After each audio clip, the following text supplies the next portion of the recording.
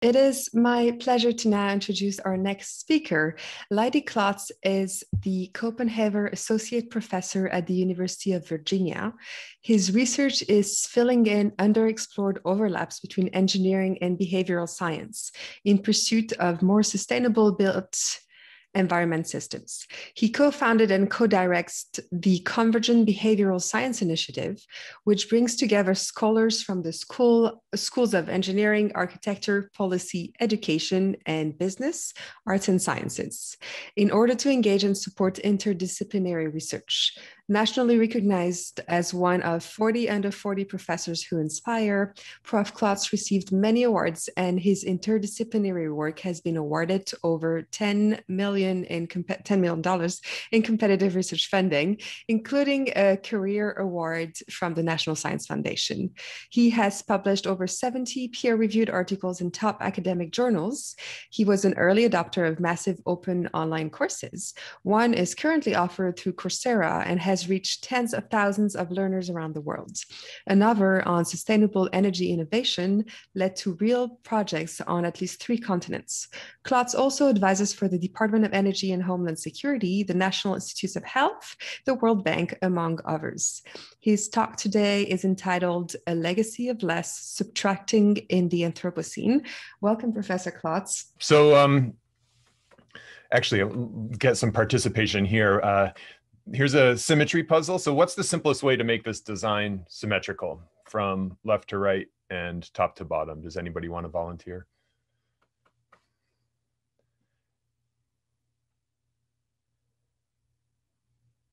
Yeah, okay. So spread the top left squares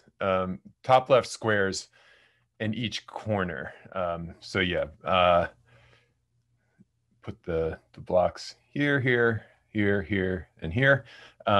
Okay, yeah, perfect. Let's bear that in mind and we'll move forward here. Okay, so I'm absolutely thrilled to be here at your summer school, which is clairvoyant in a way. I think I got invited to talk at the summer school before 2 of the biggest events in my academic life and the most relevant events to this audience happened. So I got invited to the summer school, and then we had the research that I'm going to talk about got published in Nature, which is a big deal, and then got picked for the cover, which I think had a lot to do with it being an opportunity for them to put less is more on the cover, which is a catchy thing.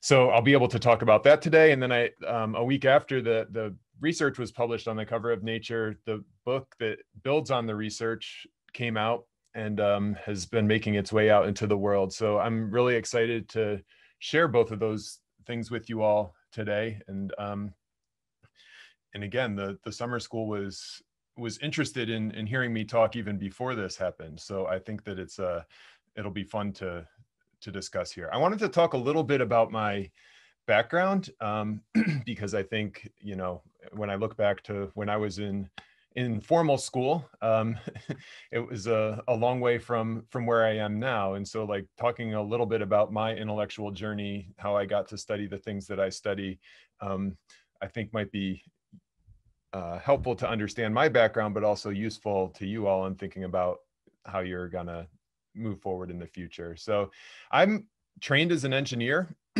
and have always been interested in sustainability. I mean, my dad's a botany professor. My mom went to college in Vermont in the 70s. So I was raised with environmental inclinations and have felt like climate change is the thing that I want to kind of devote my life to in terms of an issue that I want to make better. And then I saw ways to do that through the built environment. And, you know, the chart there shows just how much our built environment contributes to climate change. So, you know, this is the buildings, they're 31% of energy use. And you know, transport and a lot of the industry energy use is shaped by our built environment too, whether buildings or roads or infrastructure. And so trained as an engineer, I thought, you know, this is a way that I can help contribute, is to help make these things that engineers build use less energy, maybe even sequester some emissions, and contribute to the climate change issue in this way. And the, you know, there are opportunities to do that, and we need to certainly continue doing this as part of the puzzle. But the more I studied it, the more I saw there wasn't like a gap between what was possible and what we were doing. I mean, what was possible, the gap was like between what was possible and what we were actually implementing, right? So, you know, on the left here is a picture of a net zero energy building in New Jersey, right? And there's nothing fancy about that building. It's in New Jersey, you know, not, you know, you think of California or places like that as being like super progressive with their energy policies.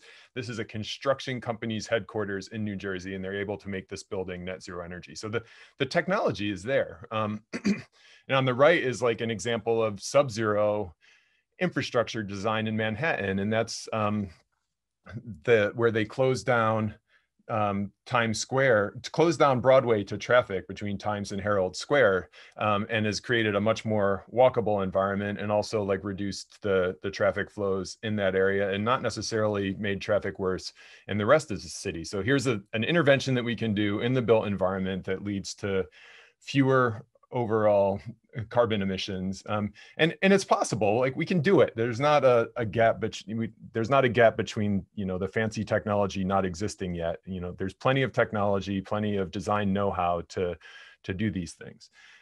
So I just started to get interested in, well, what's holding us back? And you know, one of the things that I hadn't learned much about at college, and most designers don't, I think, is behavioral science. And so I, you know, kind of started my second education. This is just a snapshot of my Kindle reader showing like the different kinds of behavioral science books that I got interested in. And basically these are books that are summarizing the academic research, kind of like filling in the gaps in my understanding about, you know, why people think and decide in the way that we do. And a key thing for me here is, like, I think a lot of people, when they think about behavioral science, are thinking about individual actions, right? So, you know, what are the things that I can do? You know, what gets people to recycle? What gets people to opt in to, you know, choose a renewable energy provider, for example.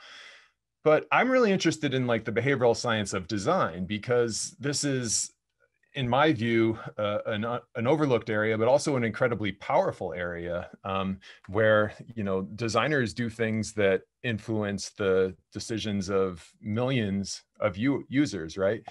And another key conceptual distinction here, though, is that designers are not just professionals, right? It's not just people who are trained as engineers, people who are trained as architects. Everybody designs. Everyone designs who devises courses of action aimed at changing existing situations into preferred ones. So this is a quote from Herbert Simon, who won a Nobel Prize for some of his behavioral science work, and then like towards the end of his career started focusing on design. And I think this quote is exactly right. Like this act of design is something that we all do. And then, you know, if you think about it, in the Anthropocene, we're all climate designers, right? So the definition of the Anthropocene, right, is that a single species has gained the ability to change the planet, and we're that species. And so whether we like it or not, we are designing the planet for better and for worse, and we're all doing it. It's not a matter of people, you know, some designers sitting and making decisions for the rest of us. You know, this is one of my favorite design examples. It's the Embarcadero in San Francisco. So it's a beautiful waterfront walkway that used to be covered by a double-decker highway. And, you know, engineers put the double-decker highway there, and the public said, no, we want a walkway. And, you know, there's a longer story behind it, but the main point is that it wasn't just, you know, people you think of as professional designers making this change that has definitely made their city better, and I'm sure has kind of helped to some extent with climate change too, in making the city more walkable. So everybody designs, and in the Anthropocene, we're all climate designers. Those are a couple conceptual things. The other big thing with designers, right, is that early upstream decisions are more influential and cost less to make. So this is a graph that we show in engineering classes or in project management classes. And the basic point is that, early on in the life of a project, you have a higher opportunity to influence the project, right? And the cost to do so is less. So, just think of it in terms of making changes on a drawing cost far less than making changes after a building is already built. And so these early design decisions are incredibly influential, and we're all making them, and we need to think about how we're making them. And despite this focus, right, or this reality that these early decisions are really important, a lot of our emphasis is on these kind of end use decisions, right? It's like, okay, we've got the light switch installed. How do we design a sticker that gets people to turn off the light more often? And I'm not saying we shouldn't do that, but the ship has sailed at that point, right? I mean, once you've got the light switch and the lighting system, you've missed the opportunity to kind of use natural lighting, for example, and that's a decision that can be made much earlier in the design process. So some of my first research, when I started to kind of merge behavioral science and engineering together, looked at like, okay, these things, similar to the picture of the tap with oil on it next to the light switch, are there ways that we can like just kind of change the decision-making frameworks that will influence the decisions that designers make, influence these upstream decisions? So this is a study we did on the LEED rating system. It's the dominant green building rating system in the United States, at least. And we looked at how they were framing their energy performance goals. And so basically they gave full credit for getting 40% better energy performance than a traditional building. What we did is basically set anchors in the participant's brain. So basically, here's a 30% energy performance goal, here's a 90% energy performance goal, and here's no anchor, and then seeing what was the energy use reduction they tried to design for. And these were actual designers, people who had registered for the U.S. Green Building Council and were accredited professionals with the U.S. Green Building Council. And just like other humans, these designers anchored on the numbers they had been given, even though the numbers were irrelevant to kind of the goal they were setting. So if you look at the graph there on the right, when we set the 90 anchor in the first 4 questions, people set more ambitious energy performance goals, even though the anchor wasn't really relevant to the goal they were setting. So this suggests a way that the LEED rating system could change their anchors, and they since have, to make it so that there wasn't an artificially low anchor that was kind of holding back more ambitious energy performance goals. And I think that's great. And we've done a lot of studies along those lines, trying to make kind of set up the choice architecture to work better for designers making decisions. But the research has since evolved, and I've skipped research version 2.0 and 3.0 and going right to 4.0, which is the subtraction stuff and gets back to the grid that you guys got the wrong answer to in the beginning, by the way. I'll show you why in a second here. And that's design made possible by behavioral science and vice versa, right? So like, what can knowing about design teach us about behavioral science?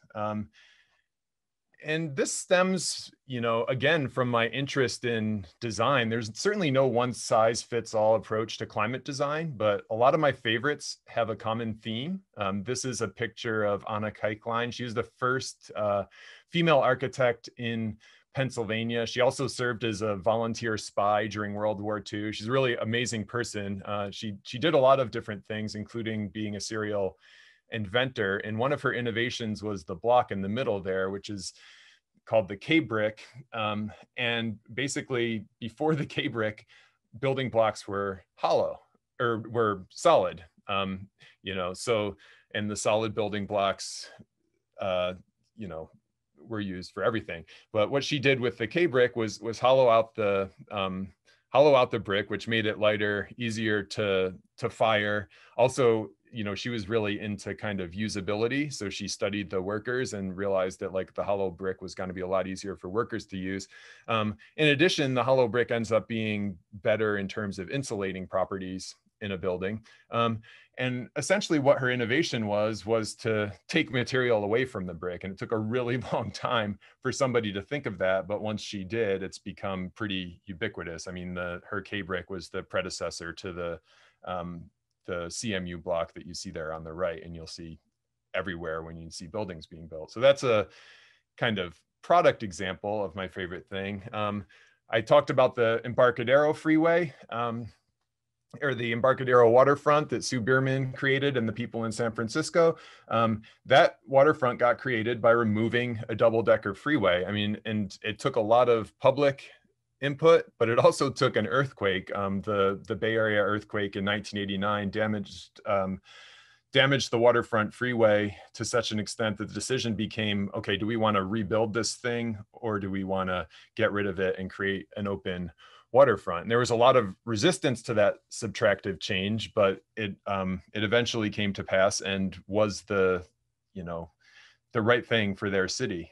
Some of the passive design strategies, right? So this is, if you can have natural ventilation in a building, you can completely eliminate the need for mechanical systems, right? So the way that these things pencil out and become cost effective, like in the passive house movement in Europe for the most part, is the buildings become so efficient, right? Which costs more to have like fancy insulation, costs more to have the highly insulating windows, but they become so efficient that you can really downsize the heating systems or even get rid of the heating systems. And when you do that, you actually save costs, and these become cost effective. So in that case, subtracting is the innovation that allows it to be a cost-effective design. And this is a picture of Broadway at Times and Herald Square, closed to traffic before and after. And again, the innovation here is like removing traffic from the roads to make it better. On the kind of grid scale, I think there's subtraction in going from kind of centralized energy distribution to more distributed energy distribution. And, I get that there's no one size fits all solution here, right? I think, certain cases, additive designs are better, certain cases, subtractive designs are better, but oftentimes subtraction can be kind of help be the breakthrough in a design.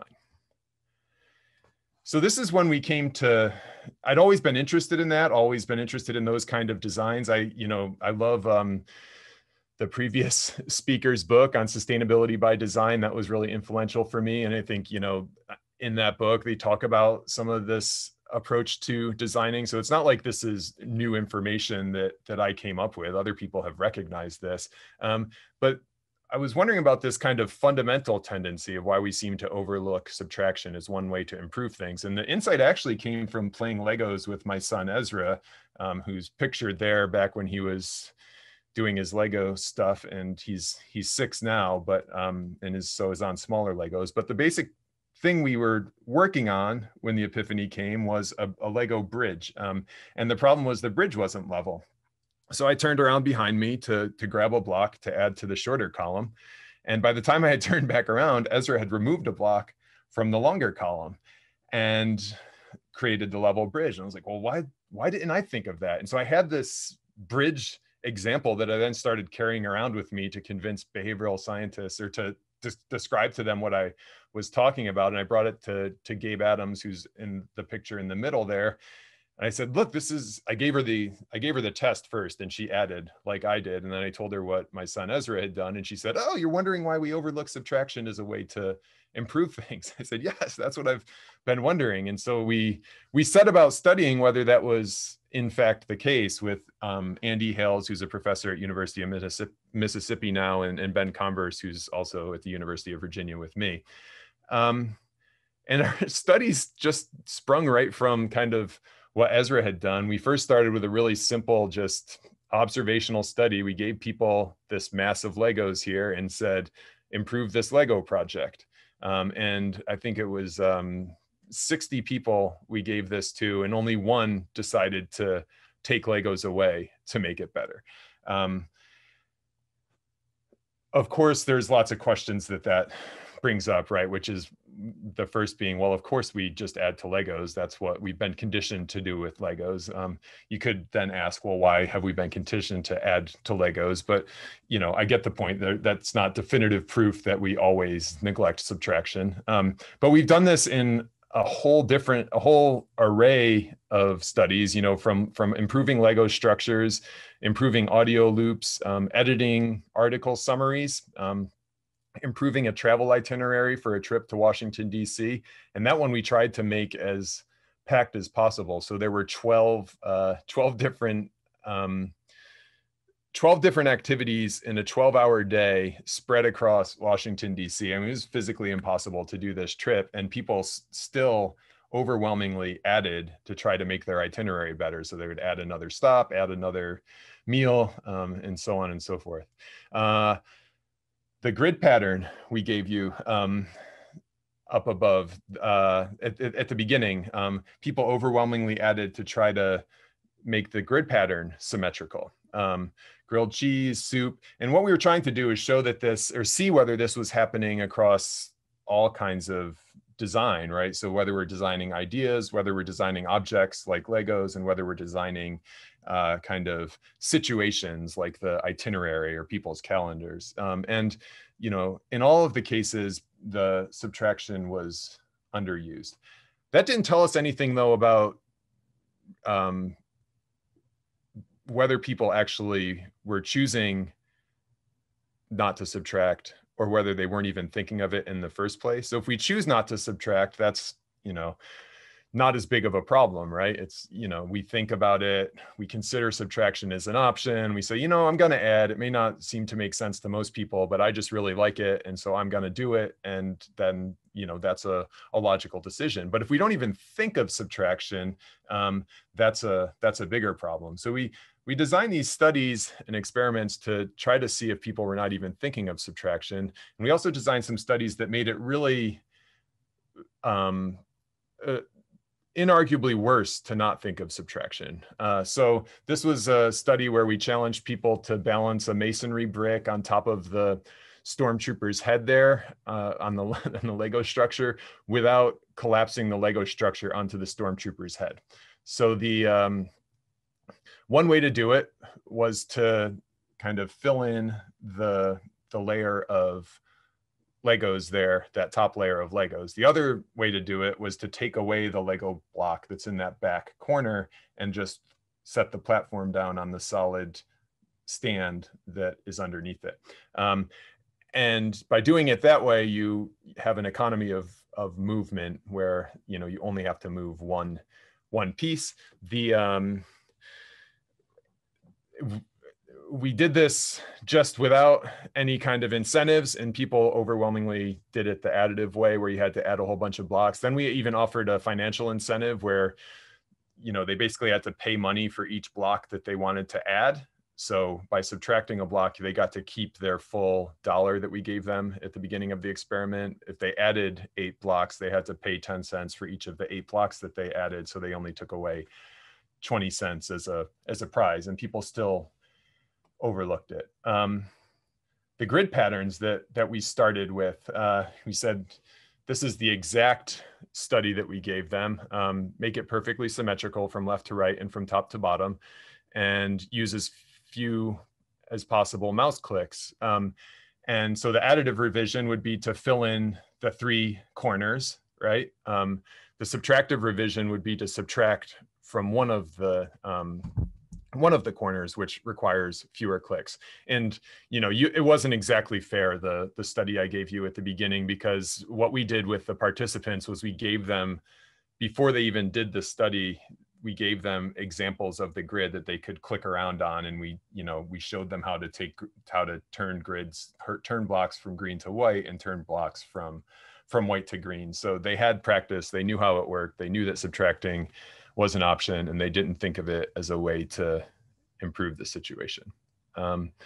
So we just had a growing amount of evidence that one of the reasons we don't choose subtraction is because we don't even think of it. So one thing that we tried was giving people reminders, and we give them a reminder that, hey, you can add or subtract to solve this problem. And when we gave them the reminder, what this graph shows is that it increased the rates of subtracting, but it kept the rates of adding the same. So the reminder was useful for subtracting, suggesting that people weren't thinking of that in the first place, but it didn't help for adding because people were already thinking of it. They didn't need the reminder.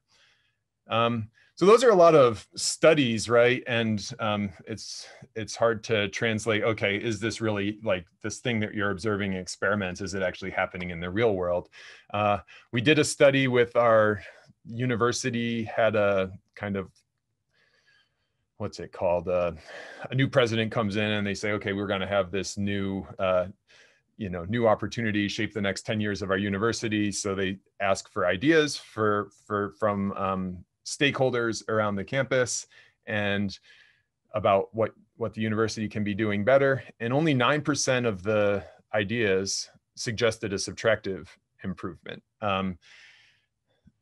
So it's very similar to what we saw in the experiments. And then we also studied this in design at the highest levels. So Google has their database of patents, and Clara Na and Caitlin Stenger were two students who worked on this research with me. They scraped the patent database, coded it for additive and subtractive language, and the subtractive terms in patent titles were way below the additive terms in the patent titles, and the gap is widening. So this is not by itself conclusive evidence, but it does kind of match what we were finding in our experiments, which is that people are systematically overlooking subtraction as a way to make things better. So I want to, we're eventually going to get to what does this mean for climate change, which was my original motivation for it, but I'm really interested to hear what you all think. Before we do that, I wanted to talk about what our research says in terms of helping us stop overlooking subtraction, right? So as designers, which all of you are in some way, how can you, be better at considering all of your options for making improvement? So one of the things we found in our experiment was repetition. And this, as we used it in our experiments, it was evidence that people weren't thinking of subtraction. So we had people do the grid task 5 times, or 5 different versions of the grid task, which increased the opportunity that they would stumble across a subtractive way to do it. And then once they had stumbled across a subtractive way to do it, we would ask everybody, well, which is the best way? And once they had come across subtracting, they were like, well, that's obviously better. And so they recognized it as better once they came to it through repetition. So that suggests a thing that is often used by designers. In fact, I have architecture friends who call it idea bombardment. They'll make their students come up with 50 different design ideas before moving on to the next stage. So that's helpful. It'll help prevent you from overlooking subtraction. It'll help prevent you from overlooking other things. It's also pretty blunt force in terms of a way to prevent yourself from overlooking something, right? Because now you have to do, if you're doing 50 design repetitions, you're doing 50 times as much design work, which is not always possible. Another thing that we found in our research, we did some studies that introduced cognitive load. So basically a scroll of numbers across the bottom of the computer screen while you're solving those grid problems. So imagine there's a scroll going across the screen and you have to hit the F key every time a 5 goes by. So you're basically trying to do 2 things at once. It's like texting and driving. When people's focus was taken away from the grid task, or some of their focus was taken away, they were even more likely to overlook subtraction. So that's evidence that, okay, this default to adding is kind of a heuristic that we have, right? And sure, we can overcome it, but it requires like intentional thought about how to overcome it. So, if you want to subtract, you can give yourself more time to focus. And then the last one that's incredibly practical, I think, is cues. So recall the design I showed, or the experimental design, where we gave people a reminder, hey, you can add or subtract to improve this thing.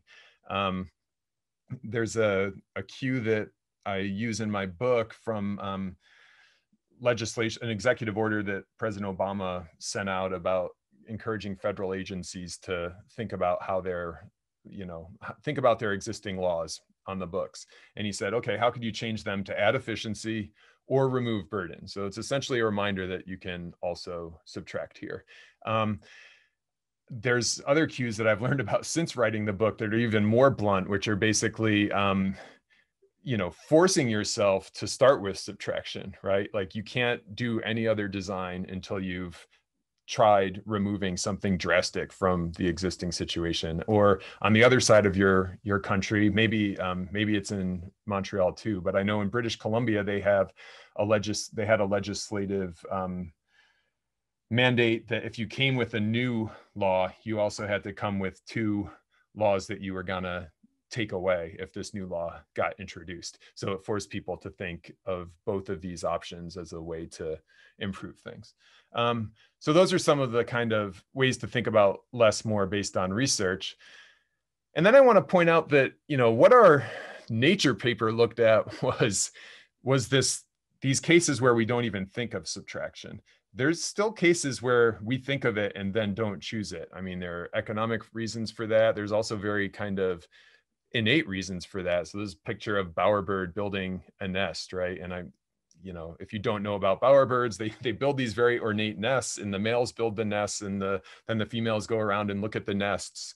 And basically what the male is displaying in building the nest is that this male is competent in interacting with the world, right? And then the females decide which males to mate with, and then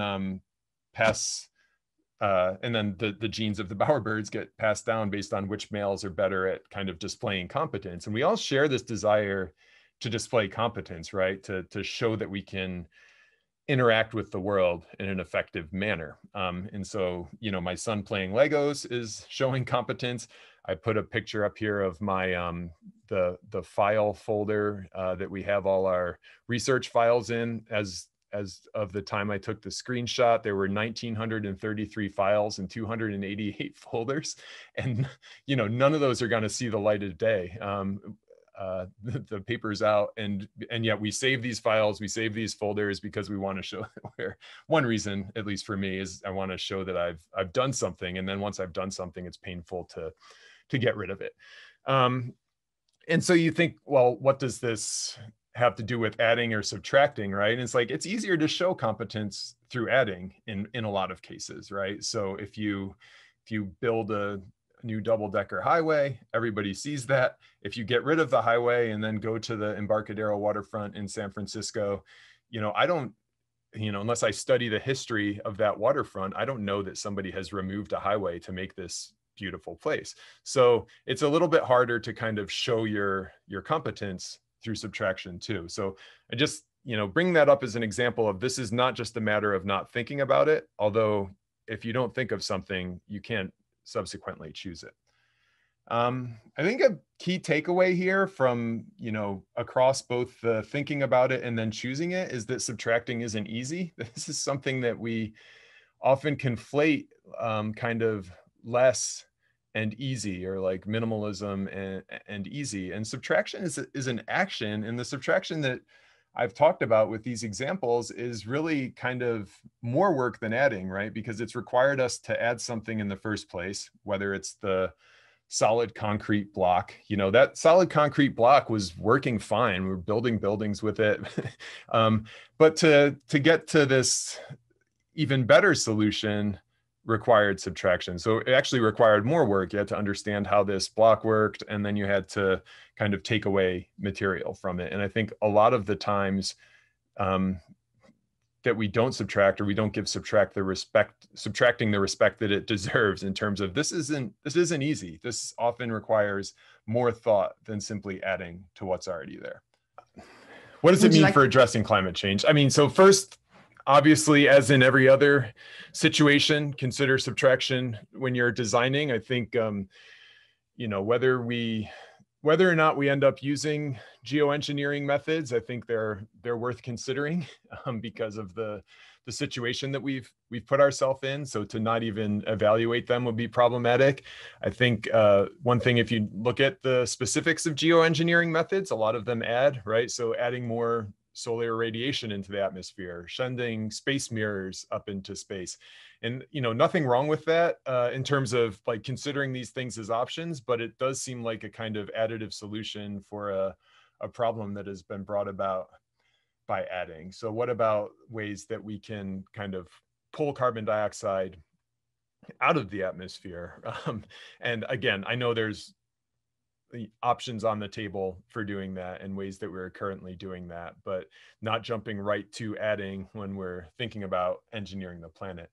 I think there's some comments in there about growth, right? And this has been a long-standing conversation about sustainability. So Dana Meadows and Dennis Meadows, I think he talked already or is talking later at your summer school.